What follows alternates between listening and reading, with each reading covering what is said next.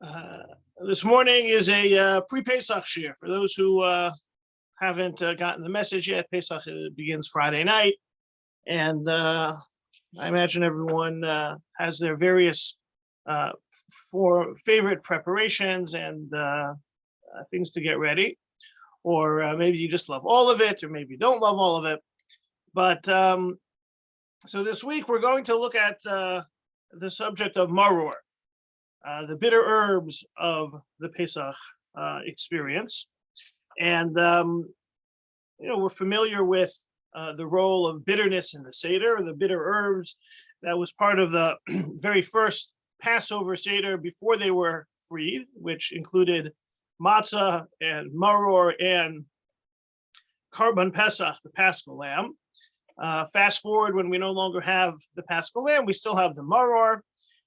Technically speaking, the maror without the Paschal Lamb is a rabbinic mitzvah or obligation.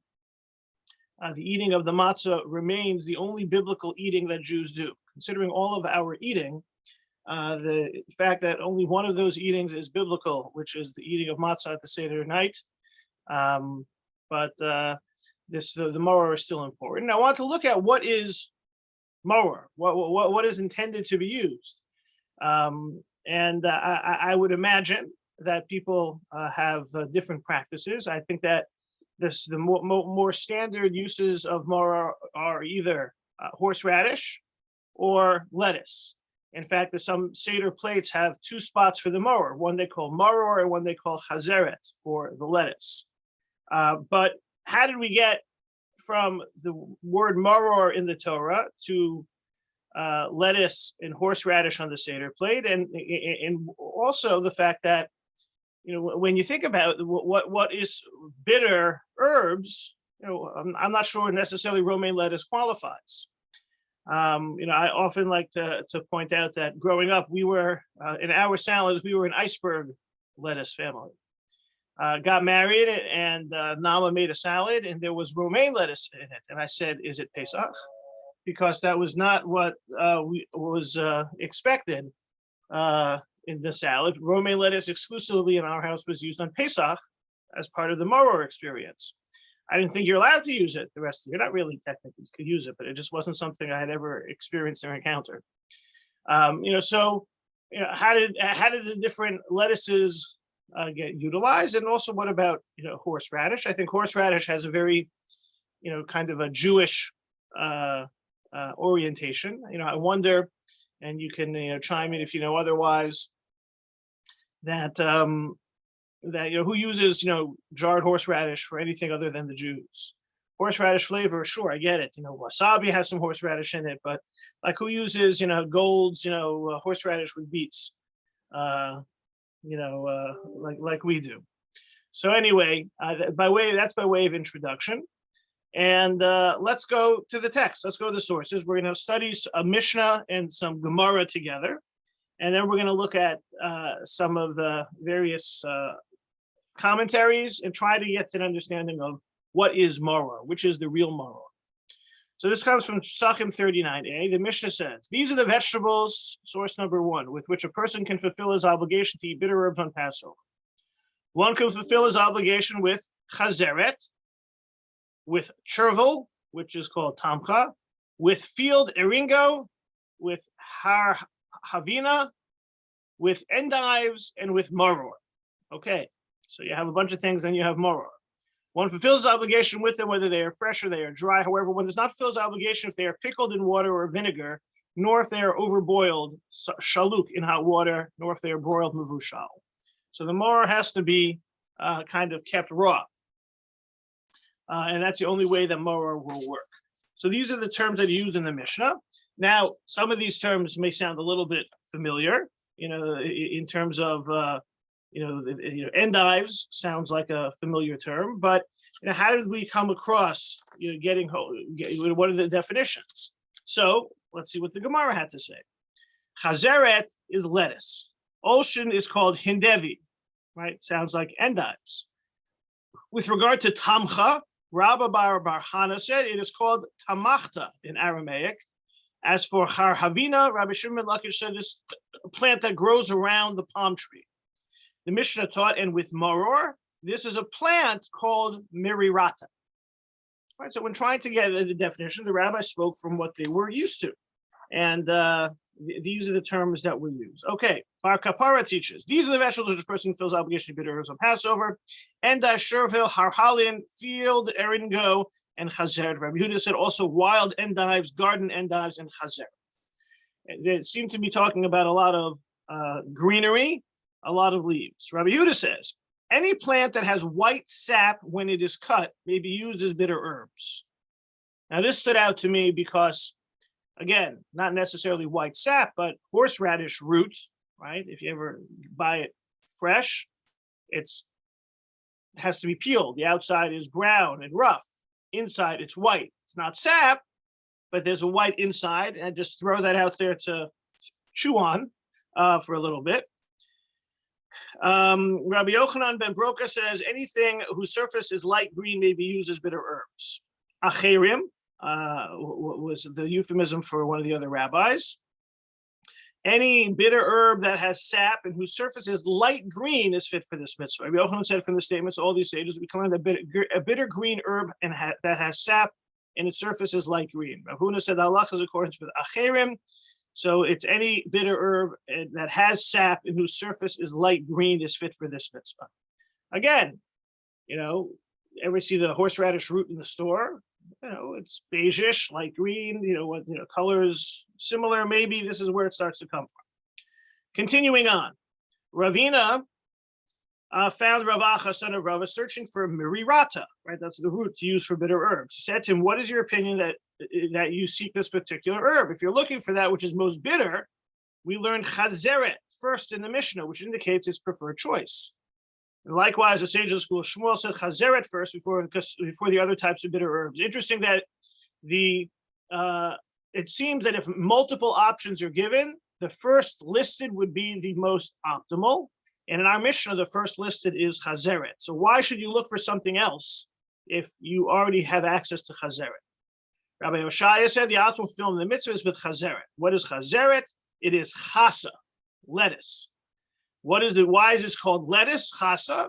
It refers to God had mercy. Chas means mercy. God had mercy on us. So we use chasa, we use lettuce, which has a linguistic similarity with mercy. So even though it's bitter, there was mercy. Rav Rachumi said to Abaye, from where it is known that this bitter herb that must be on Passover night is a type of vegetable, right? Maybe it's some other type of product. Perhaps we'll say the mitzvah should be formed with the bile of a kufya fish, which is very bitter, but not necessarily with a type of plant. He answered, bitter herbs are similar to matzah. Just as matzah must be prepared only from food that grows from the ground, so too bitter herbs must be from food that grows from the ground. The Gemara asks, how do we know that a bitter herb is specifically a vegetable rather than bitter oleander bush? Right? Why can't it be leaves of something? Our answer is bitter herbs are similar to matzah. Just as matzah is prepared from a type of plant, but not including a tree, so too bitter herbs must be from a plant that is not a tree. You can't just take leaves from a bush.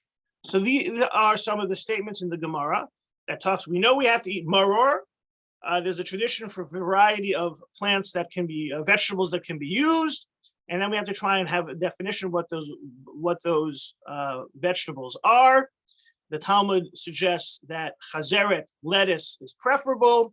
And there's a couple of other types of vegetable that are mentioned, which we're now going to have to try and identify and see if we can get to horseradish, as well as what I pointed out, that some of that idea of something that's greenish on the outside with white sap or white on the inside, maybe that's the beginning of reminding us of horseradish. Some reactions to the Talmudic text before we try and get more specific, keeping in mind that, how do you get from point A to point B? How do you get from these terms in the Mishnah to what goes into our mouths today, especially when things are not necessarily as familiar? Remember, the Mishnah and the Gemara are using Hebrew, Aramaic, Greek, all types of linguistic roots and origins that require some additional understanding, and we don't have pictures of what they were using. Questions or comments before we jump into trying to understand what's being used?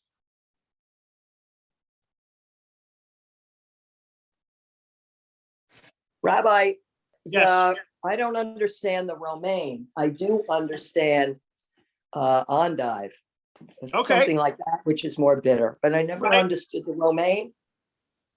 So I would say that, in fact, if you're looking at the Mishnah, right, endives is towards the end, right? It is the second to last. Maror is last. Chazeret is first. So chazeret is understood as being lettuce. Why romaine lettuce rises to the top? Probably because it was what was available. Technically speaking, it would seem like even iceberg lettuce could be used, even though that would make even less sense. So I think that, towards your point, the element of bitterness is going to probably influence the definitions of some of these objects, or some of these vegetables. And there are people who use endives for maror, and we'll see some of that as we move fast forward. I think that it's a little bit tricky, because even when you're trying to translate the Mishnah and the Gemara, the only way to translate, if you notice, a lot of the terms are still italicized and they're just transliterated, because we have a hard time understanding what they are. And if we utilize our conception of them, then we're superimposing what we think it is and not necessarily what the rabbi said it was. And what often happens is that that's what we will do when we translate terminology like this, especially when they knew what they were talking about. We don't know what they're talking about, to try and superimpose our understanding of things onto what the text is telling us. So for example, in Israel today, chazeret is horseradish, because it's taken chazeret as maror and maror as horseradish, so chazeret now becomes horseradish. So we're gonna have to unpack this a little bit and maybe stop a couple of historical points along the way to see how it was translated. Yes, Carla.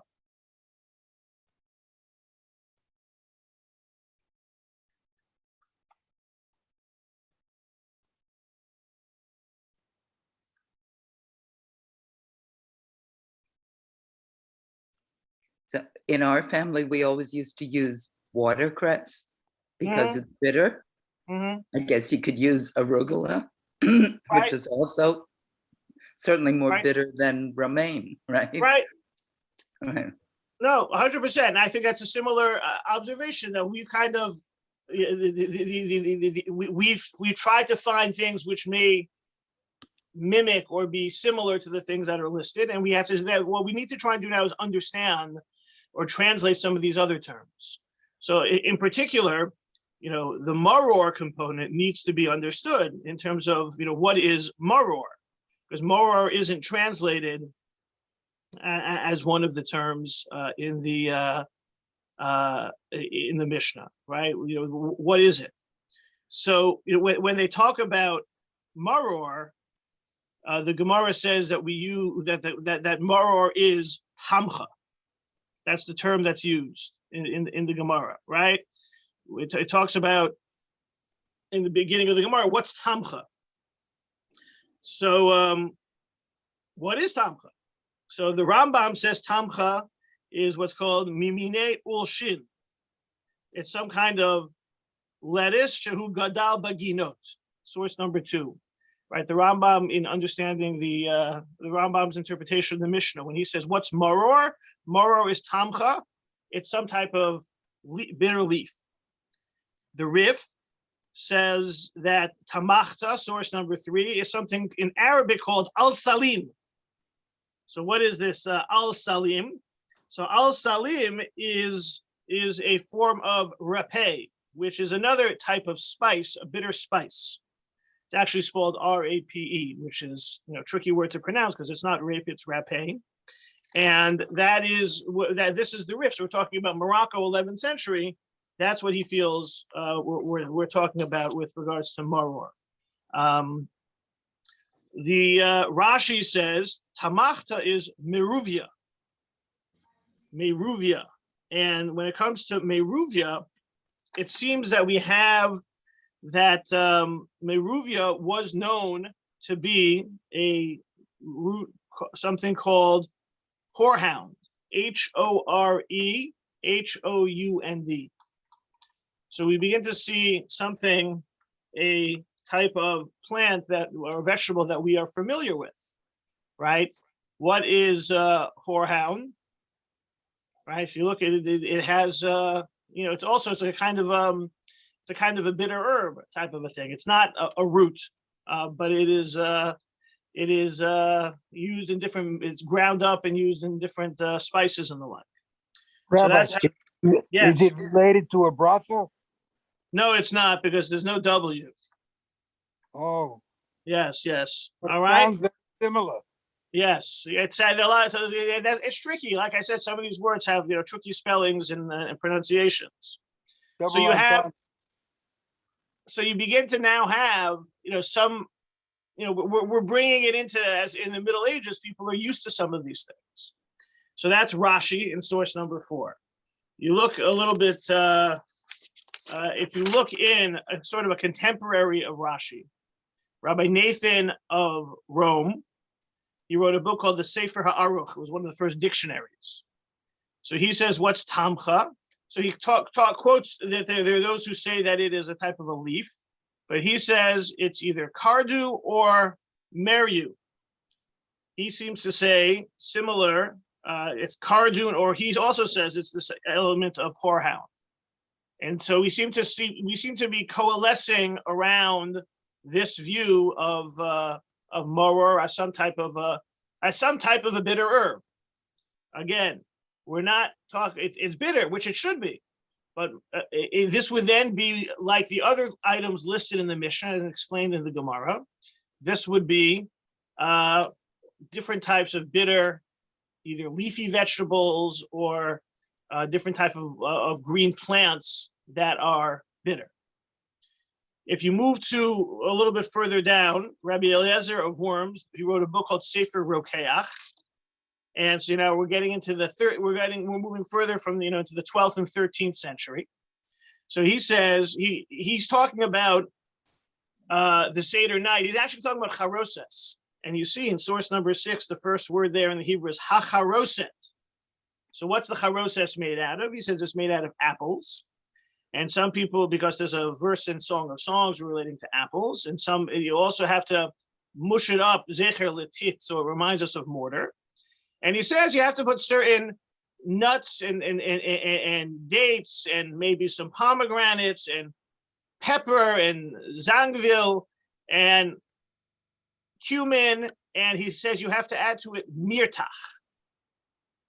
He's saying you have to put some mirtach in the charoset.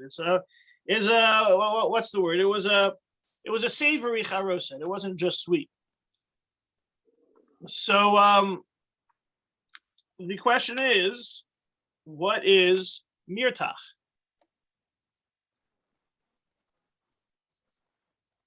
Anybody know? And has anybody's German? So mirtach is horseradish. Mirtach is the German for the horseradish root. So we begin to see that by the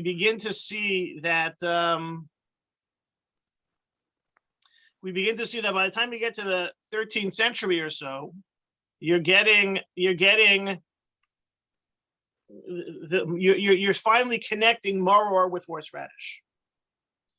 And so if you want to know where's this inflection point that begins to have this that begins to make this something of that we're used to, this begins in the 13th century. You go to the 14th century, source number 7, tamcha mirtach belaz. He says it's similar. It is horseradish. And what about and if you want to talk about the Jews using it, you move forward another 100 years into the late 15th, early 16th century. Source number 8, the Leket Yosher. He starts quoting some of the sources that we've seen before, and points out that if you look 3 lines from the bottom in the bolded lines, Shehu mirtach she'anu korin ba'artzosenu Crane. So now we've finally gotten there. We've gotten from maror to tamcha to horseradish, and now it's the kind of horseradish that we're familiar with. It's the crane. However, there's something to keep in mind. Kasav Rabbeinu Tam, she'ein anu yotzin b'sharashim. If you're going to use crane, you can't use the root. You said the yotzin ba'alin u'v'klachin. It says that you're supposed to use the stalks or the leaves, but not the root of any of these vegetables. You can't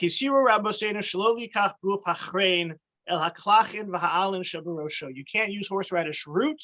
You have to use the top part, right? If you ever bought horseradish, the top part has leaves, has little shoots and stuff coming out of it, right? We're obviously not talking about buying it in the jar. So here we have, as we move into the 15th century, we have defined maror in different ways, and maror began to be associated in the 14th century with horseradish. And okay, horseradish is bitter, but you're not allowed to use horseradish root because everything that you use has to be leafy. You can use the leaves of the horseradish.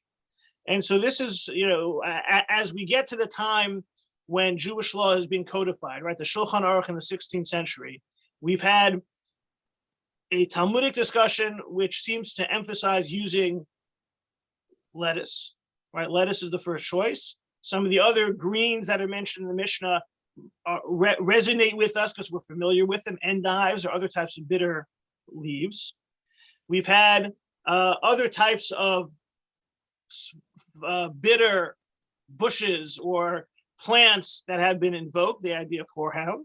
And we see that certainly in the German Jewish community, they had begun to associate it with horseradish, but not the root. You have to eat only the leaves because you're never supposed to eat the root as part of maror. That's where we're at. Questions, comments before will look now what the Shulchan Aruch says and how Jews have continued to respond. But if I was to ask the question, what's the preferable type of maror? Definitely has to be a leaf, likely lettuce, and maybe a bitter type of a lettuce might be preferable, but at least the way the Mishnah says it, plain lettuce is fine. Rabbi, Yeah. haroset is always the best part of eating at every Seder. So maybe that's why they thought you should put a little bit of maror in it. So because if everyone's gonna eat the charoses, then they'll definitely eat the maror. No way. Rabbi, what about the white horseradish that's shredded? Right. So it would seem from where we are right now that that's inappropriate because it's the root, it's not the leaves. Wow. So the Shulchan Aruch, source number 9, these are the vegetables which a person can fulfill his obligation to eat bitter herbs on Passover. One can fulfill his obligation with chazeret, tamcha, charvina, different types of bitter herbs, and with maror. And one fulfills obligation regardless of whether they are leaves or stalks, but not with the root. See, Code of Jewish Law does not want us using the roots of the bitter herbs. Now, unfortunately, the cat or the horseradish is out of the bag. And people had started consuming this, had started consuming the horseradish and the horseradish root. Because, if anyone's ever looked at horseradish, those leaves are not that appealing. So they say, and the root is bitter. So it became use of bitter herbs. So the Chacham Tzvi, who is writing, he's living in Amsterdam in the end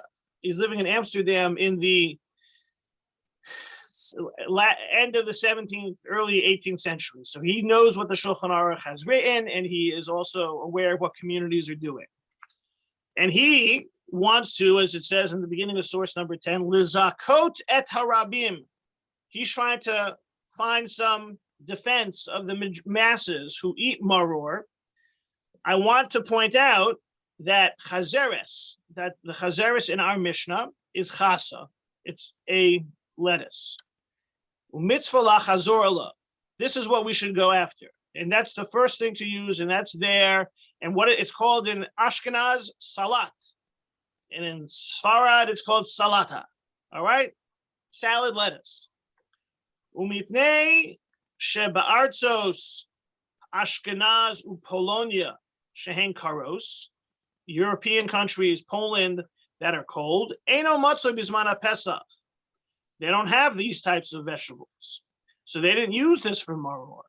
Or maybe they were not familiar with the different vegetables that were used by the rabbis close to Israel or in Babylonia.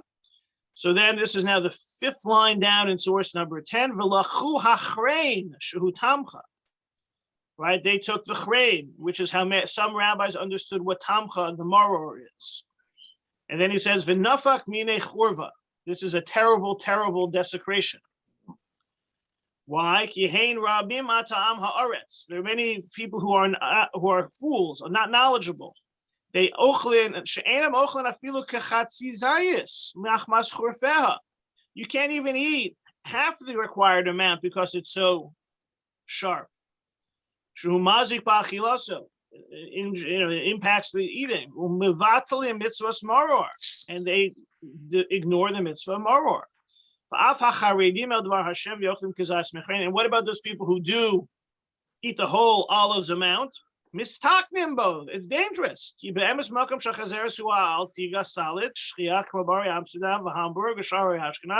In places where they use the right type of lettuce, like Amsterdam and Hamburg, it's dangerous. Ain't mitzvah. There's no mitzvah in using it. You can't mitzvah kitikuna v'yikna al tuga salad. L'shem mitzvah smarer afimu yoker. Spend more money and buy the lettuce. Don't eat the horseradish root. So it's clear that by the end of the 17th century, especially maybe out of necessity, maybe out of just availability, people were having horseradish root, and the Chacham Tzvi is not happy. It goes as far as saying that they're never fulfilling the mitzvah of Maror. Yes, Elliot, your hand is up. Yeah, we have all these customs that go from generation to generation, and you have the Shulchan Aruch. Do we know when there was the first Seder and what they had? No, that's the problem. That's also sort of kind of like what we were talking about, in the first couple of minutes. The Mishnah gives us terms. We're familiar with some of them. We try to define others, and we look to the various commentators throughout the history of how they defined it, and the lettuce type of thing, the lettuce varieties, we're able to make a connection to. The Talmud also seems to say that the best one to use is the first one mentioned, which is lettuce. But it does seem that chrein, or horseradish, enters into the menu in the 14th century. Snowballs from there. Chacham Tzvi says maybe it was because that's what they had. He seems disappointed, especially because even whatever you're going to use, you should never be using roots, because the Mishnah definitely says to use the stalks or the leaves. So we're at a point that we have a lot of Jews utilizing something that seems completely out of bounds, certainly to the Chacham Tzvi. Also, the way the way that identifying Maror developed, it's clear it's not the ideal. Lettuce seems to be the ideal, and everyone is okay with that. Now, a less than ideal or potentially inappropriate type of Maror is being used. But towards that point, Rabbi Shner Zalman of Ladi, the Alter Rebbe, right, the founder of Chabad, today on the Jewish calendar is the 11th of Nisan. It's the birthday of the Rabbi Menachem Mendel Schneerson, the late Lubavitcher Rebbe. It's his 120th birthday. So Chabad was founded as a Hasidic movement, but the founder was also a halachist, a legal scholar. And he had a version of the Shulchan Aruch that he wrote. And in source number 11, he presents, this is what you should use for Maror. Elu Yerako, Shadam Yotzei Behen Yechoas Maror. Shakarin B'Chazeres, he says use Chazeres, Shakarin salad. Right? He quotes a lot of what we've seen before. Right? And he says that they're using it in Italy, in Ashkenaz, Sfarad, Portugal, Uvasifer Refuas Nikra Latiga salad. It's mentioned in medicine books. The Enu Motzei Bizman of Pesach, Elevadinas Hachamos. Right? They only have it in warm places. Right. So then he talks about, he talks about using Ulshin Shakarin endives. He says you could also use tamcha. What's tamcha? Oh, mirtach. Right. It might be horseradish. Uva moror Shakarin verba blash ashkaz ulana fishem moror stam. We can use it because the Torah says moror. V'kiblu chacham she'en shum min yerek mar nikra b'shem moror stam el hemine yerakos elu. The only maror that we have in the Torah, it says to use maror, the rabbis have a tradition that whatever these bitter vegetables are, these are the bitter vegetables we can use for maror. So in effect, Rav Shner Zalman of Ladi is saying these vegetables, including the horseradish, are all part of the maror family, and they can be utilized. So you have an alternate path to follow. You have Rabbi Shner Zalman of Ladi in the Shulchan Aruch Harav saying all of these things are part of the maror family. There may be better choices or preferences, but it's all part of the maror family. He doesn't necessarily address there specifically using the root or using the leaves, but he does put he includes horseradish as part of the maror at the Seder. So that's helpful in counteracting the negativity of the Chacham Tzvi. You have the Chassam Sofer. We know the Chassam Sofer from Hungary, very much an ultra traditionalist when it comes to, as Judaism encountered the modern age, he wanted to keep Judaism away from modernity. And, so he's end of 18th century, first half of the 19th century. He's kind of a later contemporary to the Chacham Tzvi. He's also later than the Rav Shner Zalman of Ladi. The Alter Rebbe died in 1812.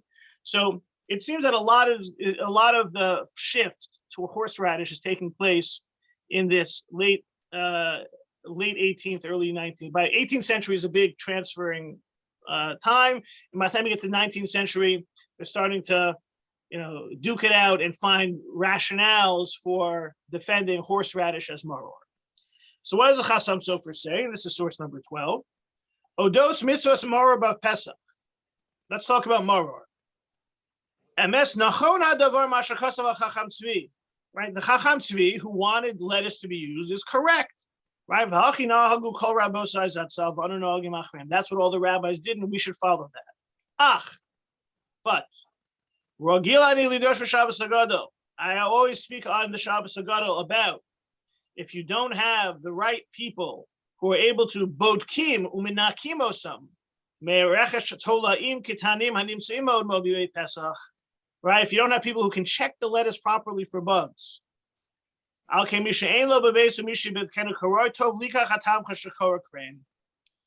to use the chrein, better use the horseradish because there's no bugs in the horseradish. It's third and lettuce is first.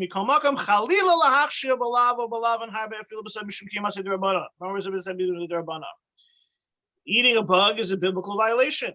Maror nowadays is a rabbinic rule.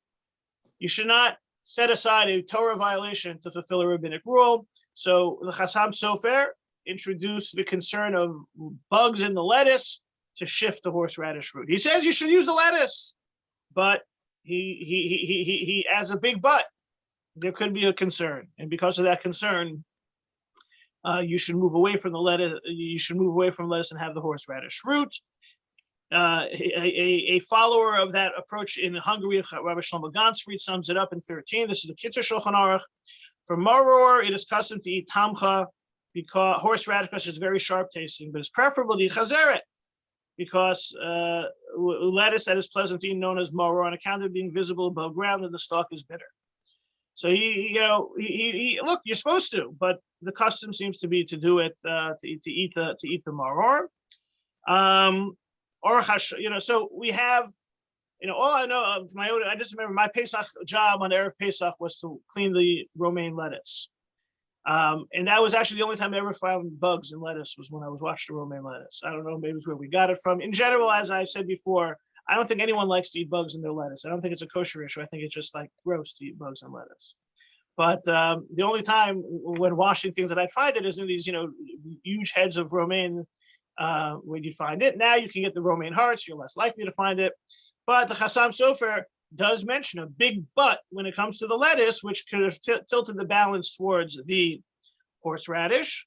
And Aruch HaShulchan, turn of the 20th century, says obviously lettuce should come first, right? But he says in the last line, the bold 14, Senu lochin tamcha.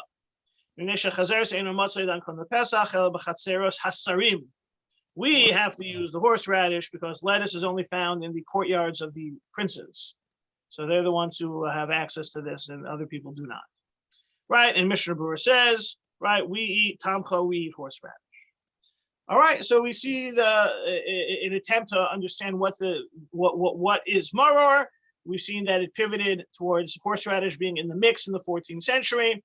That turned into being more prevalent and available, and so therefore in Ashkenaz it became what was used.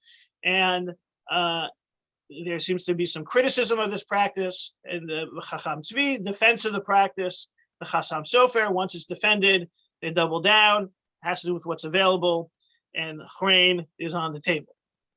Now, part of it, to me, seems that, I think this was, Jeannie's question, comment earlier. If it's not bitter, then how is it maror? Now, it could be that bitter isn't really, it's not important that it be bitter. We use something that they used then that was to remind them of the bitterness, and it's a symbol, like Elliot was saying. So, but it still seems that if you want to highlight bitterness in Egypt, then you have to use something that's bitter. Now, it should be pointed out that horseradish isn't necessarily bitter on the taste scheme, right? It's sharp, it's harsh. As was pointed out by the Chacham Tzvi, it's hard to eat, and to eat a full amount, and all different practices to mitigate that by grating it or leaving it out, etc. But it seems a little bit strange to me that maror is bitter, and we want there to be some bitterness. In fact, pointed out the charoses before. Al mentioned the charoses. When you're eating the maror, source 16, you take an olive size of maror and dip it in charoses, but don't let it sit in there so that the flavor of its bitterness will not be canceled out. And for this reason, one must shake the charoses off and say the bracha of al-achilas maror. The idea that charoses isn't supposed to completely erase the bitterness, to me, makes it sound like there's supposed to be some bitterness. And why not use something that has bitterness, or certainly that has some form of taste more than the maror, for maror, and that lettuce doesn't quite cut it. And I think that it could be why the horseradish gained so much popularity. Again, it's problematic. The ideal is the lettuce. It's the root and not the leaves, but it's got the right mouth taste, mouth feel, that it was bitter in Egypt. You take a big chunk out of that maror, you're going to tear up. You're going to, it's not easy. And so I think that the horseradish, the pendulum swings in the horseradish's direction. And Rabbi Ari Zivotofsky, who wrote an article about using horseradish for maror, points out that, in this way, if we've gone from preferring lettuce and decrying the use of horseradish, and not, to when people think about maror, they automatically think horseradish. Look at the imagery and symbols and what's available in the stores. Everyone thinks it's got to be horseradish. Zivotofsky quotes Dr. Ari Schaefer, source 17 of the Volcany Institute of Agricultural Research in Israel. Insightfully points out that using horseradish for maror affords a double symbolism: the original meaning of the bitter bondage in Egypt, and the additional reminder of our people's long and distant wandering away from the Bible and the Mishnah on the land of Israel. Right? It's very likely that the rabbis in the Mishnah would be like, "What are you using?" when they would see our maror as compared to their maror. So the maror that we have is, yes, many people use horseradish because they're bothered by the lack of a bitter taste in lettuce. But the fact that we use the horseradish highlights the journey that the Jewish nation has taken over all these years. And yes, we are, in a real way, quite far from our roots, pun intended. And so what is the real maror? The Mishnah lists the types. Lettuce is certainly okay. Lettuce is preferable. But that horseradish root, to me, gets to the root of the bitterness, and I can appreciate and understand why it's used, and that's why I use it.